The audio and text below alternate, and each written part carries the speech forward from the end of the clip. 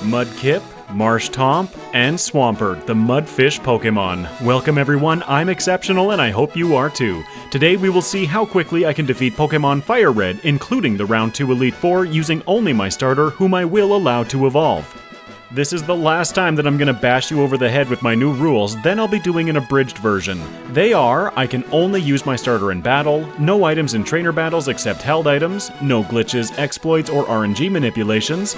In the first playthroughs only, I will not be using Double Team or Substitute until level 100, and will be running with a Mudkip with 0 IVs in every stat, but later in the game I will allow myself to cheat and modify this Mudkip as a last resort for information. In the second playthrough, all bets are off. I will use the information from the first run to carve through the game as quickly as possible using every tool at my disposal.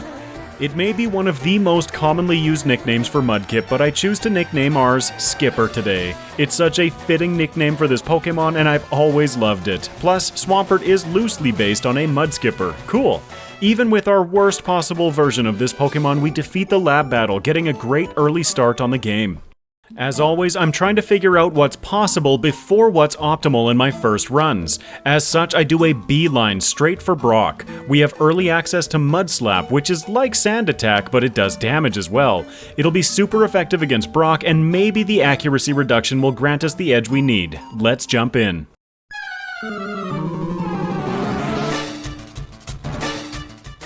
Turn 1 and our super effective Mud Slap does absolutely nothing to Geodude darn near. He's behaving for the most part, but eventually hits through with a tackle that hits us for nearly half of our total health. This battle seems like it's going to be out the window quite quickly, but it's not hopeless. At level 10, we'll be learning Water Gun, so I go back to the forest, defeat Bugcatcher Charlie, and jump right back in.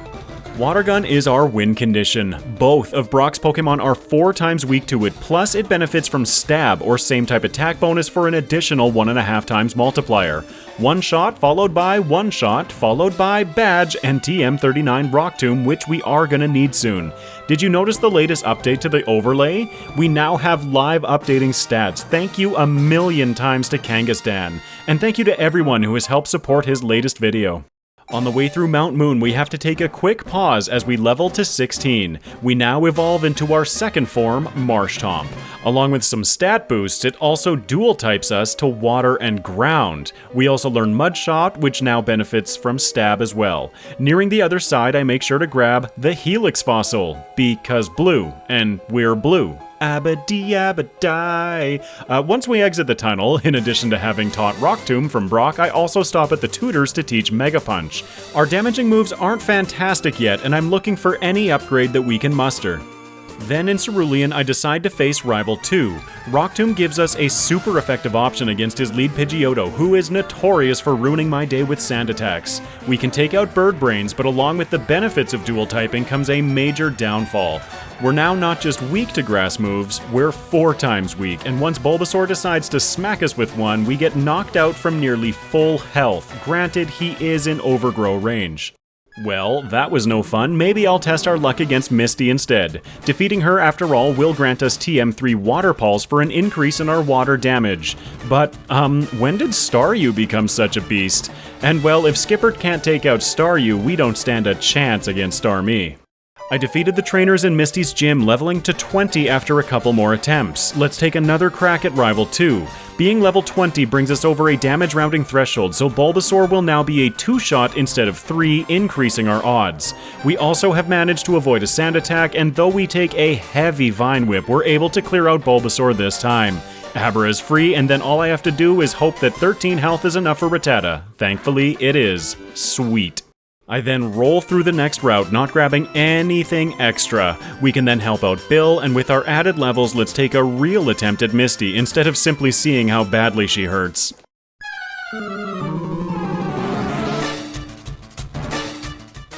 As it turns out, she's easier when we're at a higher level. Another disadvantage to the dual typing is that we now take neutral damage from Misty's water moves. When Starmie lands a crit, also activating our held Personberry to heal the confusion, it seems that we're in a good spot for this battle, but we cannot survive a crit. That's another reset. If Starmie doesn't crit, however, we have a much better time. Mudshot and Rock Tomb, for that matter, have the added benefit of reducing our opponent's speed. At -2 speed, we now outspeed Starmie, putting control of the battle back in our hands, and we take out her ace. That's 2 badges, and I don't see much standing in our way for a while. On the SSN, keep an eye on the overlay. I sometimes don't know the differences between the learn sets of Pokemon as they evolve, so I quickly switched over to Swampert's to see if he learns Brick Break. Turns out yes, so I pop into the second room from the left to grab TM31. Then it's the usual SSN collection and time to face Rival 3. We're at a proportionally higher level to him than the last time he faced us, so despite the fact that his whole team is now in their second stage of evolution, we have a much easier time against him. I suppose the crit against Pidgeotto helped, but really, Skipper is starting to really come into his own, and despite the lack of a setup move, I feel the Mudkip line has the greatest coverage of the 3 Hoenn starters for FireRed by far. Rival 3 falls, and we set our sights on our 3rd gym badge.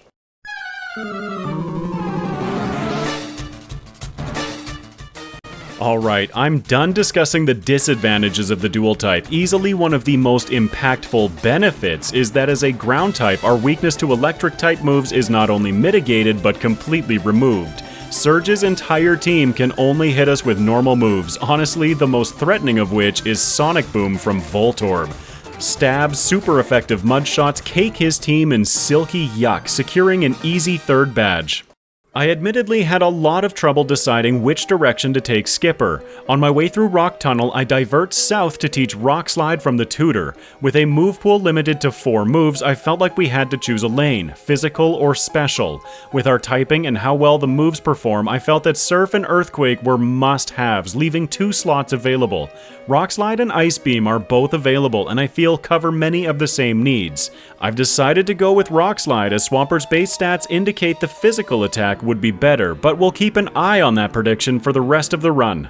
Leaning into our physical side, you can see after finishing the initial mid-game chores, I now have a moveset consisting of 3 physical moves plus Stab Water Pulse. So let's start pushing through the Rocket plotline. I'm gonna be skipping the Grass-type leader Erica for the moment. I feel like I don't need to explain that one. After the hideout, we head for Pokemon Tower. Our physical set has been doing work against most opponents. Rival 4 in Pokemon Tower, assuming you're familiar with the routing of this game, is generally laughably easy because you're so over-leveled. We have an answer to every single one of his Pokemon. Skipper levels up to 36 during the battle, so at the end of it we're ready to evolve once again. I can't say it enough, but I absolutely love the evolution mechanic in Pokemon games. Yeah, power up my little dude, give me my dopamine. We gain another boon of stat increases, but at base 60, our speed is going to remain problematic. I then go up the tower to clear out the rockets and quickly progress to Silphco. I predict that Skipper is going to need a fair bit of cash to fund our exploits, so I choose to collect every high-value item and TM from within, clearing a few trainers along the way. I feel like we're going to need at least a little bit of additional grinding based on how the other starter runs went. While we're here, it's always a good idea to check and see if Rival 5 is going to be possible. Let's jump in. Rock Slide is doing some serious damage against his lead Pidgeot. That's right, we're now facing the rival with a handful of fully evolved Pokemon on his team. I'm quite happy with how we've matched up here, but Venusaur is the big threat. For good reason too. We're the same level, but Venusaur outspeeds, hitting a Stab 4x super effective Razor Leaf for the knockout. Well, since that grass move hurt so much, maybe some others won't? Let's try something else.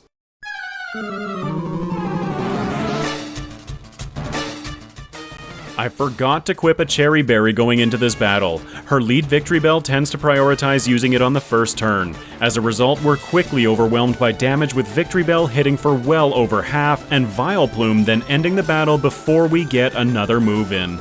I wiped once more because, well, that's just the battle that we're trying right now. In our third attempt, though, we do get some good luck, which with hindsight, I'm not sure how possible this battle would be without it at this point. In our final turn against Vileplume, right before she ends us with another Giga Drain, we hit a critical return, taking her out. Okay, awesome! We can then punch the green spaghetti ball once or twice, and that's our fourth badge. One extra level will not make a difference against Rival 5, so let's head south to Fuchsia. Down in Fuchsia, there are a couple of things that I really want. I skipped the majority of the trainers on the way down Cycling Road, heading straight for the Safari Zone. The first item that I feel will make a difference for us in the future is the Quick Claw. It gives a 20% chance to strike first in our priority bracket well held. The second being at the end of the Safari Zone for entering the Secret Hut. We are granted HM3 Surf, easily the best water move in the game in my opinion. Just watch what it does to Koga.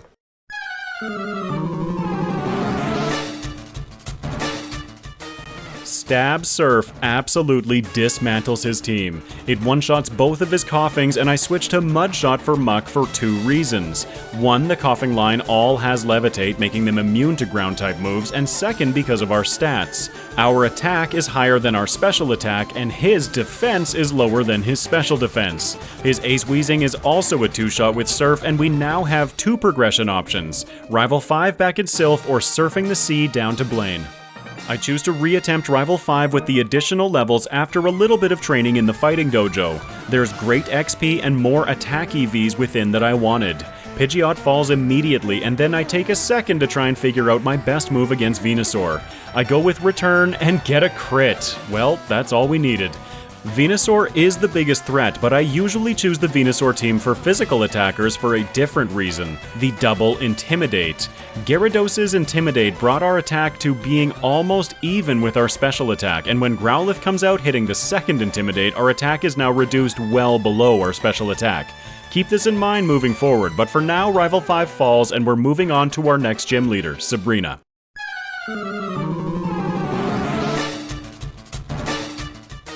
I've said it before, and I'll say it again. Fast, physical attackers have no problem with Sabrina.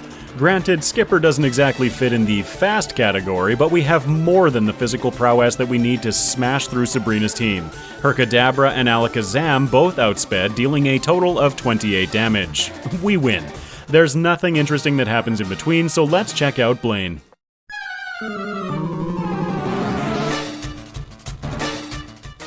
Allow me to illustrate just how easy this battle is for Skipper.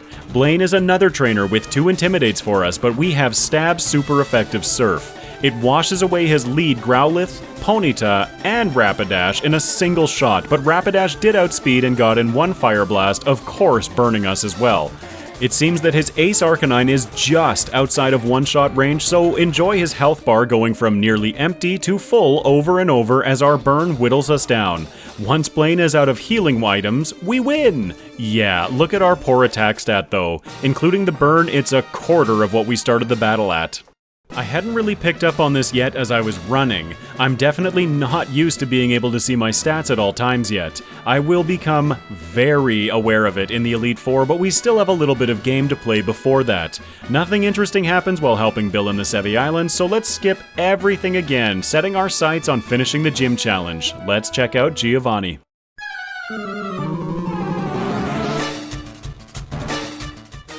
There isn't a thing, though, that I can say differently about Giovanni that I haven't already said about Koga and Blaine. Stab, super effective Surf, just kind of wins us the battle.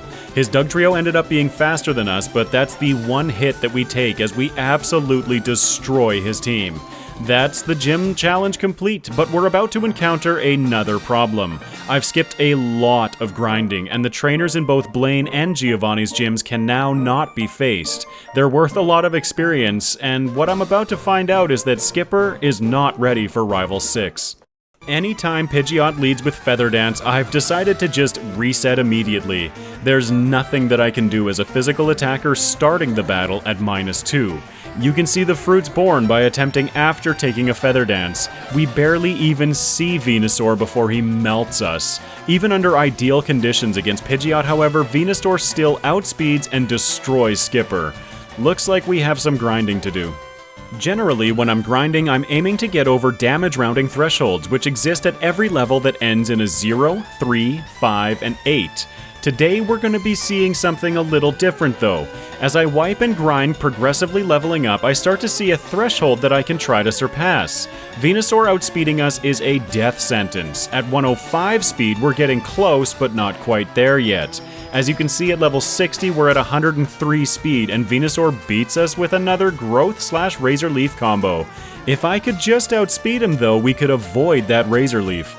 So here we are, 8 resets and 16 minutes after our first attempt. At level 61 we had 104 speed, and now at level 62 we have 106, so we now outspeed Venusaur.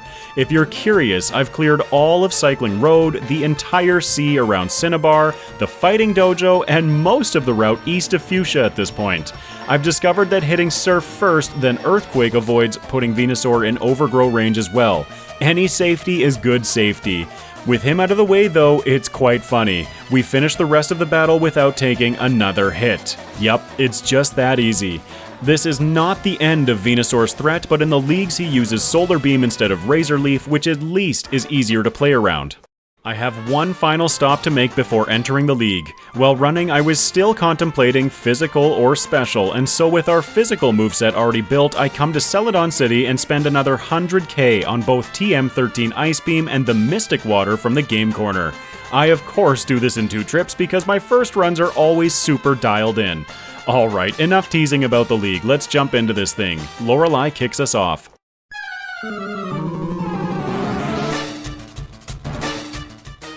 Rock, in my opinion, is one of the most potent offensive typings to bring into this league. Rock Slide gives us a super effective option against darn near Lorelei's entire team. I switched to Resisted Stab Surf against Cloyster, but we can continue rolling through her team without much issue. She doesn't put up much resistance at all, so we can move quickly onto the next member, Bruno.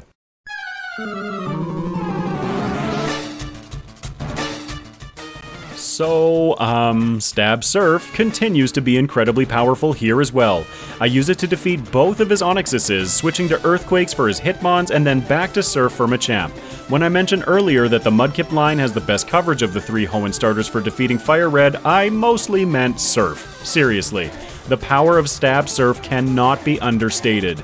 Bruno falls as well. Next is Agatha with her ghosts.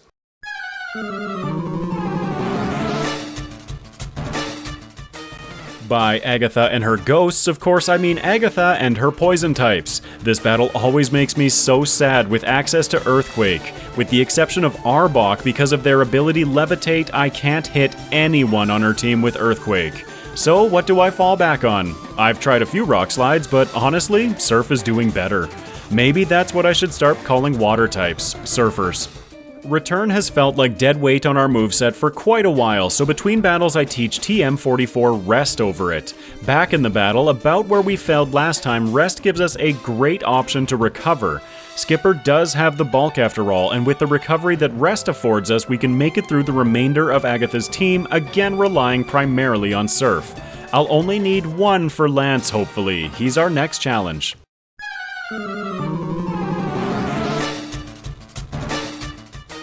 Lance leads with Gyarados, who will hit us with an Intimidate that we can't avoid every single time.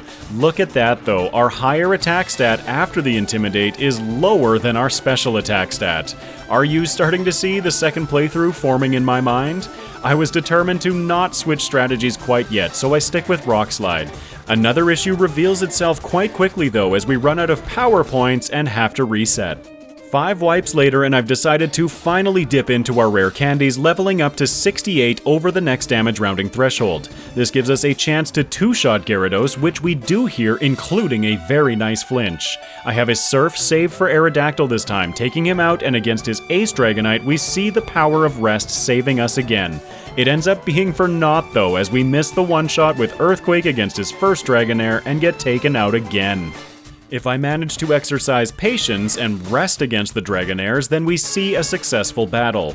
Rest is one of those moves that I don't use very often, but I always love when I find a good use for it. It keeps us healthy enough against his Draconic Onslaught that we're able to take the victory this time. That leaves a single challenge left to face in round 1, the champion and his Venusaur.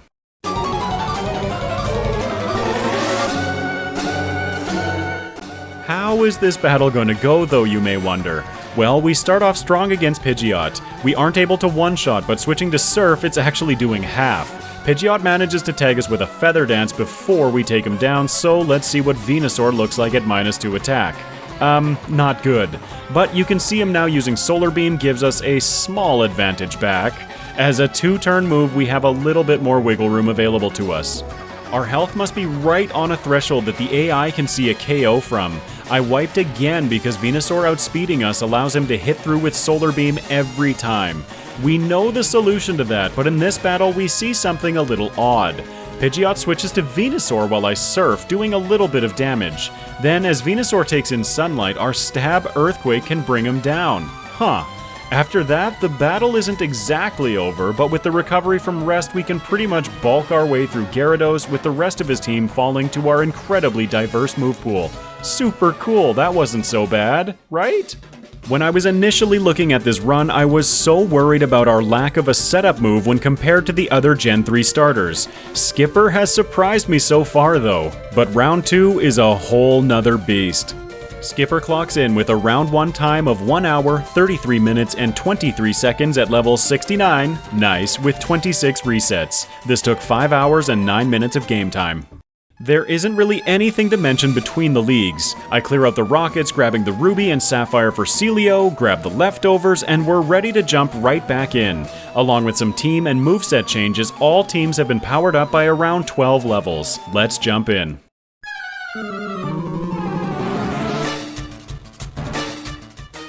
Here's an interesting interaction for you. Rock Slide is arguably the most powerful rock-type move available to teach in FireRed.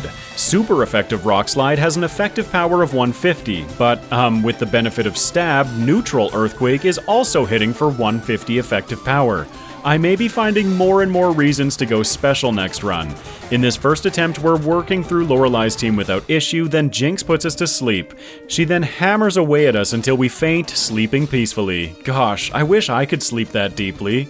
In the next battle, Jinx goes for Attract instead, and we hit through. She has a speed of 150, and we're only at 124 right now. We're gonna have to be aware of her, I think, in both playthroughs for sure. Hitting through Attraction, though, levels Jinx, and shortly after her Ace Lapras. I'm using a lot of Rock Slides, but as we just demonstrated, EQ would have been better because of the higher accuracy. Notes, and a couple more notes. Let's check out the changes to Brew. No.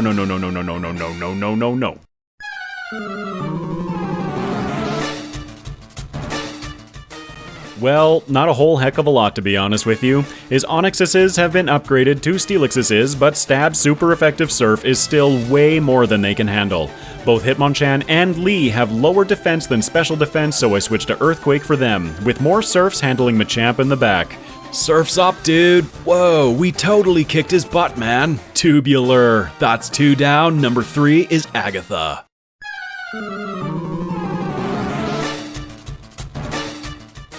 Admittedly, Attempt 1 doesn't go super well. This lead Gengar's speed is 173, so we have no chance of outspeeding it.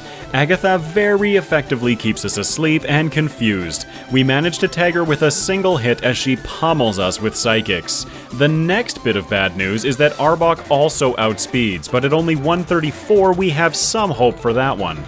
But 4 times super effective Giga Drain is a bit too much at the moment, and we fall again. If her lead Gengar misses Hypnosis and Arbok goes for Double Team, things go much differently. Things start getting incredibly hairy again against her Ace Gengar. I definitely could have gone with the safer strategy and used Rest for some recovery, but instead I just keep going all in with Surf. By the end of the battle, we have 14 health after leveling up, so it's a narrow victory, but a victory it is. Before attempting the Dragon Doctoral though, I'm gonna need some healing for my battered PP.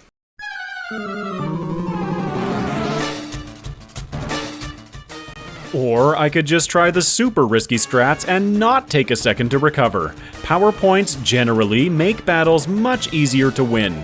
In this first attempt, you can see that with the recovery of Rest, we're able to maintain a fair bit of control, but then our diminished PP catches up with us. Without any more moves with which to strike our opponents, Lance's Lesser Dragonite takes us down with a critical Earthquake. Between battles, I used an Elixir as well as 3 rare candies, bringing us over the next damage rounding threshold. Saving some PP and reducing the overall time we spend in combat felt like a good avenue. Turns out that level 78 just barely isn't going to cut it either, as we miss the 2-shot on Gyarados, taking a ton of extra damage and getting KO'd again. At level 80 though, things go better. Well, the crit helped too. There are two things I want to mention here. One, this Gyarados is notorious for wanting to paralyze you, but we're a ground type so we're immune to Thunder Wave, which is great. But two, notice our current attack stat. At the start of the battle it's 238, but after the initial Intimidate from Gyarados it drops to 158, slightly beneath our special attack. Interesting. Again, thank you so much to Kangaskhan for making these live stats possible. At level 80, we're carving through his team in much better shape, but I get overconfident, resting one turn too late and get taken out by a Hyper Beam. I wipe a few more times, leveling up to 83, but then we see a battle in which we can obtain victory. His Ace Dragonite is still able to drop us all the way down to 9 HP before we rest, a mere 3% of our max, but the extra levels gave us the edge that we needed to bring him down. We have one final challenge, the Round 2 champion.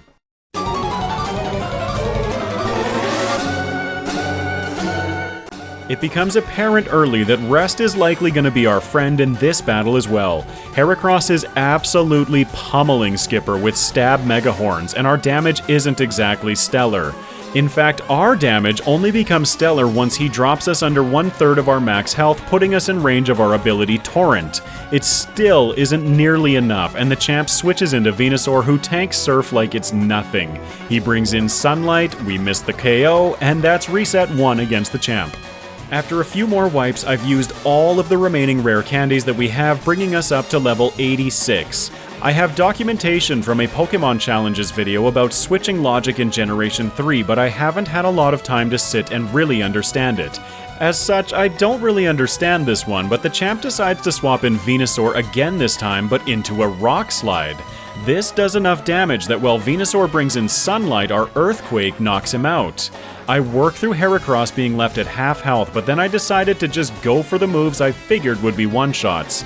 EQ for Alakazam and for Tyranitar, bringing them down. Gyarados is out intimidating, and we're able to bring him down too without too much issue. I'm not 100% sure it was necessary, but I decided to rest against Arcanine just in case. Once we wake up, Stab's super effective Surf brings down the Fire Doggo. Skipper has done it. Easily, the most interesting part to me is that I was worried about Skipper because we didn't have a boosting move. But, the Mudkip line has been the only one to make it through the first playthrough without cheating, and made it through at a lower level? Gosh, Swampert is amazing. Skipper clocks in with a round 2 time of 1 hour, 57 minutes, and 16 seconds at level 86 with 38 resets. This took 6 hours and 13 minutes of game time. In the second playthrough, I'll only be showing things that I changed from the first or found interesting. An interesting benefit about this new methodology is that the difference between 0 IVs and 31 IVs in every stat equates roughly to 10%. What else affects stats by 10%? That's right, natures. We took some big hits last run, sure, but our defense rarely felt like it was underperforming. So I felt confident in taking a hasty nature, reducing our defense while boosting our speed. The early game remains the same, with the exception that we battle Bugcatcher Charlie on the way through this time. Once I'm level 10, I also decide to face Camper Liam in Brock's gym. This obviously isn't needed for Brock, but it's 2 turns for 402 experience, and I want a little bit extra before Cerulean. Including the egg experience from Brock, we're now level 13 heading towards Mount Moon. I defeat Hiker Marcos in Mount Moon, leveling up to 16 and evolving into Marshtomp. He's another battle that's super easy experience for our water type. 3 turns for 597 experience and some defense EVs. Of course, sticking with the same route, I grab the Helix Fossil. Let's hope that Lord Helix can guide our path forward. I also make sure to grab Megapunts once again from the tutors. The extra experience was for Rival 2, and I'll be avoiding the second unnecessary battle on Route 25 in order to grab Secret Power. Rival 2 is still a questionable battle at best, but it certainly doesn't help when you enter the battle without using your potion. We're punished by our mistake early, and Bulbasaur takes us out for the first reset of the run. The RNG does seem to take a little pity on us because we all want so much from this line, so in the next battle it rewards us with a crit against Pidgeotto for the one-shot. Bulbasaur puts us to sleep but then uses Leech Life on the second turn. I'm confident we would have survived 1 Vine Whip from full health, but after that we wake up and take him out. Outspeeding has already made such a huge difference. I clean up his team easily after that. I then defeat Misty, and we're quickly back on the SSN for another rival battle. We can beat him up fairly easily, to be honest, but that one single Vine Whip from Ivysaur hurts a whole bunch. It also confirms that we would have survived Vine Whip from Bulbasaur against Rival 2. I'll also take a brief moment to explain the other reasons that I've been enjoying doing the Zero IV runs. If a flaw in a Pokemon exists, it's almost guaranteed to be revealed in that first run. It's made for a bit of a mental switch in how I think about routing too, which has been nice. Finally, the first runs are repeatable by anyone. Starting with a random Mudkip, you'll be guaranteed to have a slightly better time than I did in the first playthrough. Anyway, I digress. Let's get back to the run. I defeat Lieutenant Surge, and I make sure to still teach Rock Slide on the way through Rock Tunnel. I am planning on leaning more into our special attack this time, but we won't be able to afford Ice Beam for a while. Rock Slide fills that gap beautifully through the mid-game. You're now looking at the moveset we'll be carrying for the majority of the mid-game. We're approaching the point where I go a little crazy with the route compared to last time. We're still skipping Erica after clearing the first part of the Rocket plotline, heading towards Pokemon Tower next. I defeat Rival 4, leveling to 36, and we evolve into Swampert. Powered up and ready to rock, it's time to smash through some stuff. I grab all of the high-value items in Silph Code, defeating a few trainers along the way. I then make for Cycling Road towards Fuchsia City, first buying the vitamins. I max our special attack with Calcium and speed with Carbos. I elect to not grab the Quick Claw this time as we're gonna have plenty of speed. I grab Surf, replacing Muddy Water, and then defeat Koga handily with it. This is where we diverge a little bit from last run. Since Swampert knows Surf, I now divert to Cinnabar Island to train and flex our type advantage a little bit. I skip the trainers on the way down, but then clear every trainer in Blaine's gym for the speed EVs, money, and experience. I then defeat Blaine, help Bill in the Sevi Islands, then it's back to Celadon City. I'm here to buy... oh, wait, need the coin case first. We've now earned just enough money to pick up TM13 Ice Beam, so I'm gonna buy it now. Having it earlier will help us in the next section, and it's why I went to Cinnabar first. I then Flash Freeze Erica, beat up Rival 5 in Silph, and defeat Sabrina, clearing all of the trainers in her gym, gathering more special attack EVs. I then proceed to Giovanni's gym, where I again clear all of the trainers. We might as well gain our final EVs in defense, plus this gym is fairly dense with experience. Surf washes him away, along with the last piece of the gym challenge. I skipped Rival 5 and Silph because we can see a much more threatening version of that battle next at Rival 6. In the last playthrough, we were victorious in this battle at level 62 because we finally, at 106 speed, outsped Venusaur. This time, with perfect IVs and a speed boosting nature, we're at 134. It has made this run so much more consistent, being able to knock things out first.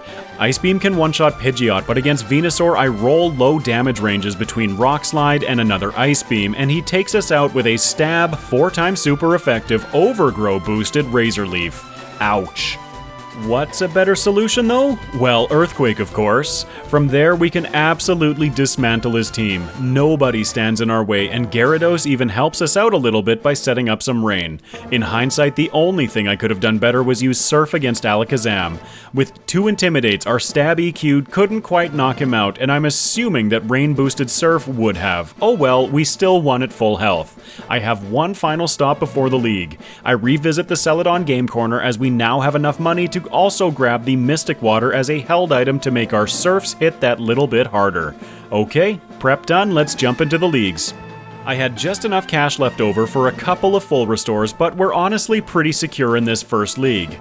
I won't show much of it as we're going to be seeing amped up versions of the same battles in round 2. Just like last time, I enter at level 60. I equip a Chesto Berry for Lorelei, the Mystic Water for Bruno, a Lum Berry for Agatha, and a Citrus Berry for Lance. I'm also just noticing that my ability and nature are backwards on the overlay. Whoops, I'll get that fixed up. After defeating Lance, I used 5 rare candies, bringing us up to level 68, and I've taught Rest over Rock Slide for the recovery. Let's check out the Round 1 champion.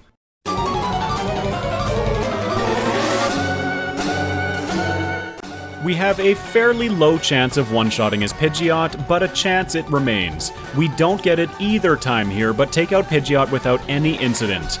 I have the Mystic Water equipped again, but it might not be for the reason that you're thinking.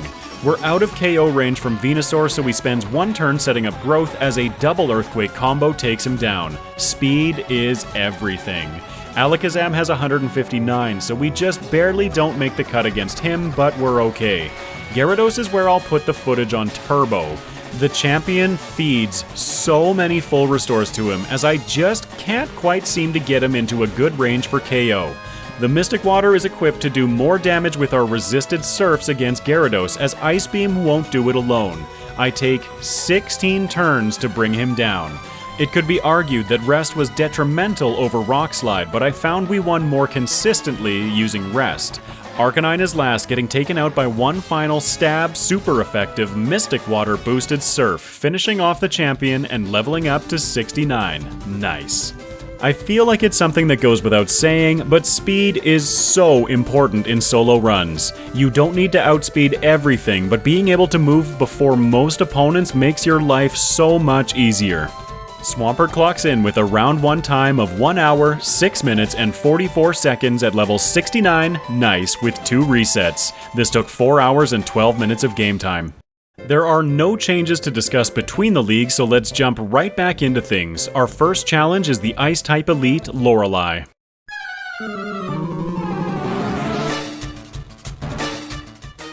Using the superpower of math, I feel like we've overcome the shortcomings of last playthrough in this league.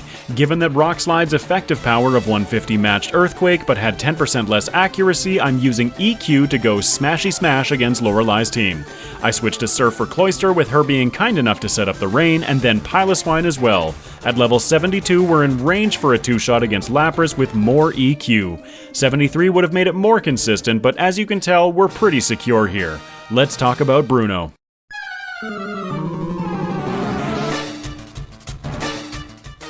Well, I don't have much to talk about, honestly. In hindsight, I might have been able to save a little bit of time in this league by using my rare candies first.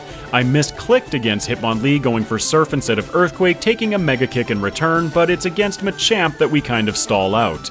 We're just not doing enough damage to him that although between leftovers and rest we're fairly safe, we're burning a lot of turns beating ourselves up against Machamp. He eventually goes down, with Steelix 2 in the back falling to another Surf. Next is Agatha and her ghostly shenanigans.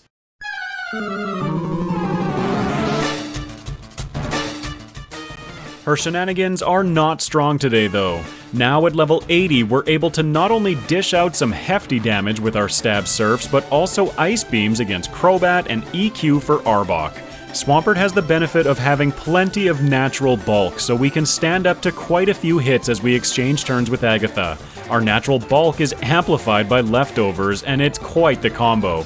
We finish the battle in good shape, so let's check out Lance, who gave us a little bit of trouble last time.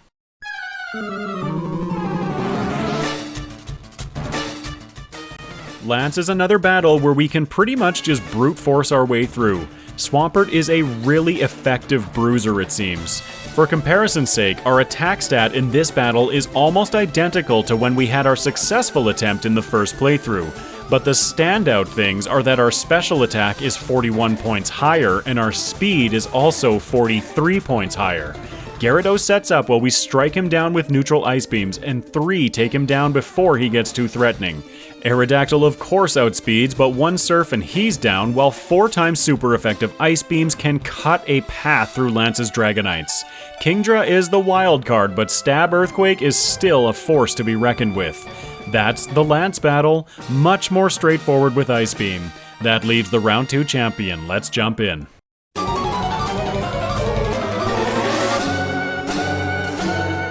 Having all of this speed does have one disadvantage. It prompts the champ's lead Heracross to go for Rock Tomb, and losing a stage of speed is something we cannot afford against Venusaur.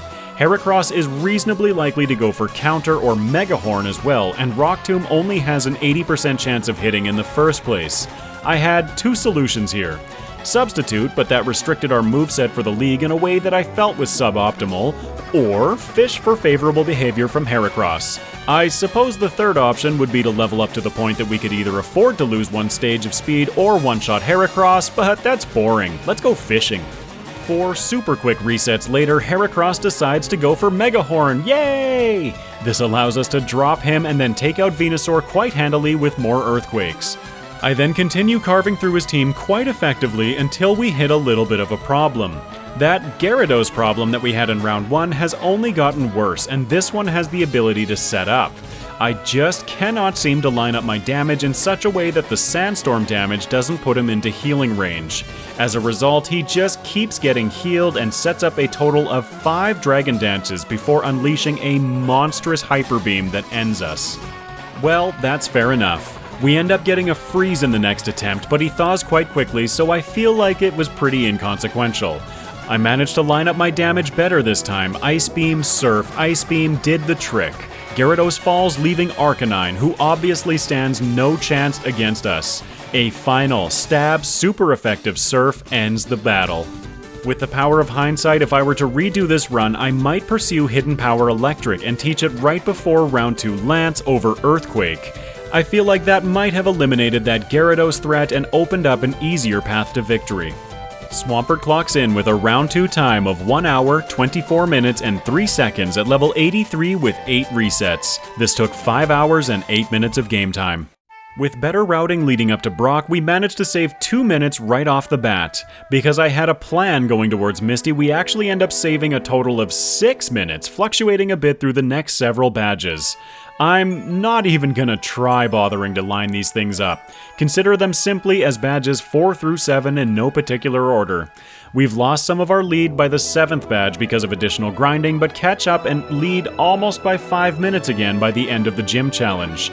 This results in a 26.5 minute time save in round 1, saving 33 minutes and 13 seconds at the end of round 2, 3 levels lower with 30 less resets. It also took 1 hour and 5 minutes less game time. Just for fun, here are the results of all 3 Gen 3 starters that we've ran over the last couple of weeks. Poor Sceptile, it was just not designed to be a solo runner. I'll let you pause the video if you want to examine these further, but despite not having a boosting move, Swampert ends up being our fastest completion time of the 3, edging out Blaziken by 16 seconds. Well done to all 3 of these runners. This places Swampert just ahead of Blaziken in the A tier. Gosh, the time to rework this graphic is coming, and it's coming fast. I want to extend a special thank you to those of you generous enough to support the channel via YouTube memberships, Patreon, and Super Chat. You keep me motivated to work hard and keep bringing you the best content that I possibly can. From the bottom of my shell, thank you so much. And thank you, loyal viewer, for making it to the end of the video. Last week I posted a poll asking which verses you would all like to see next. Thank you to everyone who voted, and it seems like the run you want to see most is a crab battle, followed by a legendary clash between Mewtwo and Rayquaza. You have spoken, I will answer. As a slight update on Movember 2, the egg is extra itchy these days, but it's starting to soften a little. I was a little confused on the stream as to what it supported, but it turns out that they were all correct. I'm not shaving in support of men's health, be that mental health, suicide prevention, or prostate and testicular cancer. Remember everyone, taking care of your health and well-being is fundamentally important. That goes for every single person on this planet. Love each other, but more importantly, make sure to take time to love yourself. Even something as simple as looking back at a completed Pokémon run. Pat yourself on the back and ask yourself, could I do something better next time? Speaking of next time though, I have work to do. If you feel like I've earned it, consider leaving a like and comment about the run, what you'd like to see in the future, or just say hi. Welcome! If you'd like to keep up with my releases, be sure to hit that subscribe button and ring the bell to never miss a video. It all really helps my channel to grow. Until next time, take care everyone.